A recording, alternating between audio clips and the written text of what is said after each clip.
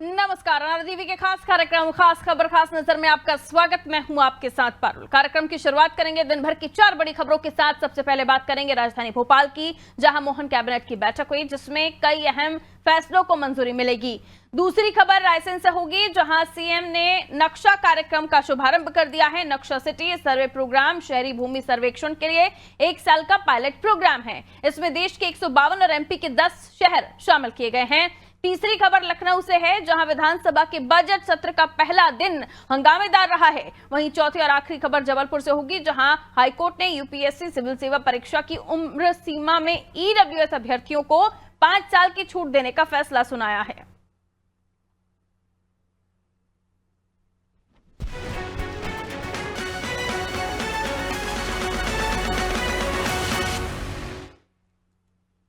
तो चलिए शुरुआत करते हैं पहली खबर के साथ। मध्य प्रदेश में आज मोहन कैबिनेट की बैठक होगी, जिसमें कई महत्वपूर्ण प्रस्तावों को मंजूरी मिलेगी। इस बैठक में टाउनशिप एविएशन ईवी समेत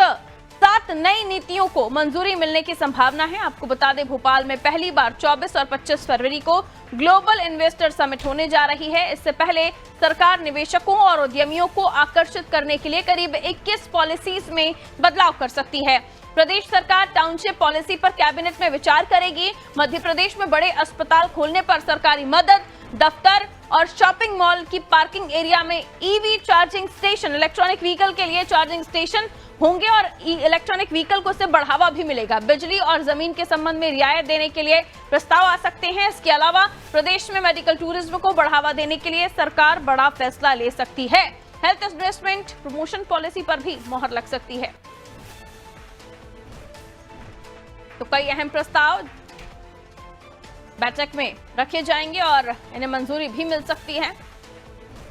जिसमें टाउनशिप एविएशन ईवी समेत 7 नई नीतियों को मंजूरी मिलने की संभावना है।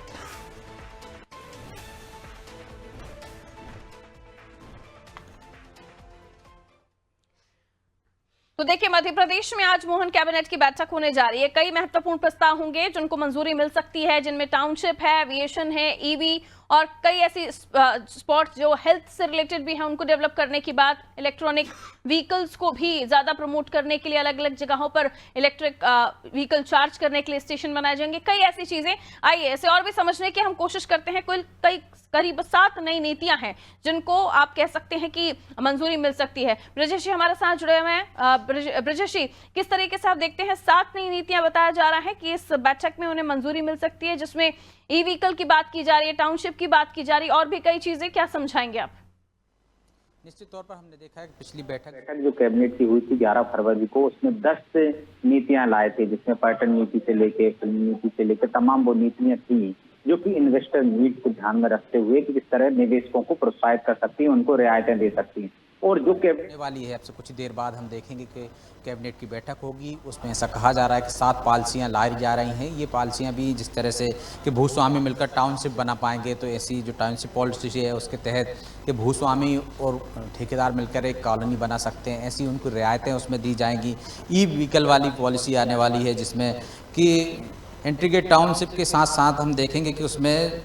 जो पॉलिसी आने वाली है, वो 7 पॉलिसी की बात जो की जा रही है, वो नीतियाँ इस तरह की बनेंगी ताकि लोगों को आसानी से, चाहे ई व्हीकल की हम बात कर रहे हैं कि उनका किस तरह से यहाँ प्रदेश में ज़्यादा से ज़्यादा फ़ायदा लोग ले सकें, ई व्हीकल आए ताकि पर्यावरण को नुकसान ना हो सके, उसकी मैन्युफैक्चरिंग कैसे हो सकती है, उनमें किस तरह की रियायतें सरकार दे सकती है, वो तमाम नीतियाँ ये लाने की कोशिश की जा रही है ताकि ज़्यादा से ज़्यादा उद्योगपति मध्य प्रदेश में आए। यही मकसद पिछली बार जब 11 फरवरी को जो कैबिनेट हुई थी उसमें साफ झलका था, और उसके बाद ये 7 नीतियां और बनाई गई हैं जो आज कैबिनेट में आने वाली हैं, ताकि मध्य प्रदेश में ज़्यादा से ज़्यादा निवेशक आ सकें, उद्योगपति आ सकें, निवेश कर सकें। तो तमाम तरह की अलग अलग नीति बनाने के पीछे सीधा मकसद है कि आप एक उद्योग पर फोकस करने की कोशिश कर रहे हैं, किसी एक पर ना करके तमाम उद्योगों को आप उतनी प्रायोरिटी दे रहे हैं कि उसमें जो निवेश करने वाले हैं वो ज़्यादा से ज़्यादा प्रोत्साहित हो सकें। एक एक उद्योग नीति इसी मकसद से लाई जा रही है मोहन कैबिनेट में कि हर उद्योग में ज़्यादा से ज़्यादा निवेश हो सके, चाहे वो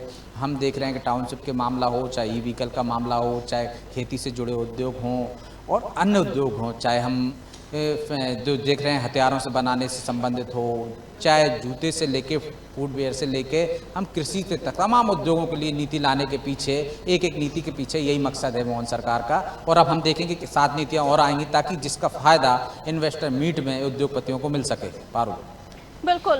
कुछ इंपॉर्टेंट पॉइंट्स और हैं जिनमें ये बताया जा रहा है कि निवेशकों और उद्यमी जो हैं वो कैसे आकर्षित हो, इसके लिए 21 पॉलिसीज है जिनमें बदलाव करने की बात आ रही है ब्रजेश जी। और इसके अलावा भी जो हेल्थ डिपार्टमेंट की मैं बात कर रही थी कि अस्पताल खोलने पर सरकारी मदद, दफ्तर, शॉपिंग मॉल में पार्किंग एरिया में ईवी चार्जिंग का स्टेशन का जिक्र आपने भी किया कि इलेक्ट्रिक व्हीकल को बढ़ावा देने के लिए भी कुछ ऐसी चीजें हैं जिनको रिकमेंड किया जा रहा है यहाँ, क्योंकि हम देख रहे हैं इन्वेस्टर समिट भी होने जा रहा है और उद्यमियों और निवेशकों को और ज्यादा हम अच्छे से आकर्षित कर सकें, उन्हें अपने कंफर्ट जोन में व्यापार करने का मौका मिले, कुछ डेवलपमेंट करने का मौका मिले, तो जाहिर सी बात है 21 पॉलिसीज होंगी लेकिन जिनमें चेंजेस की बात कही जा रही है, बदलाव की बात।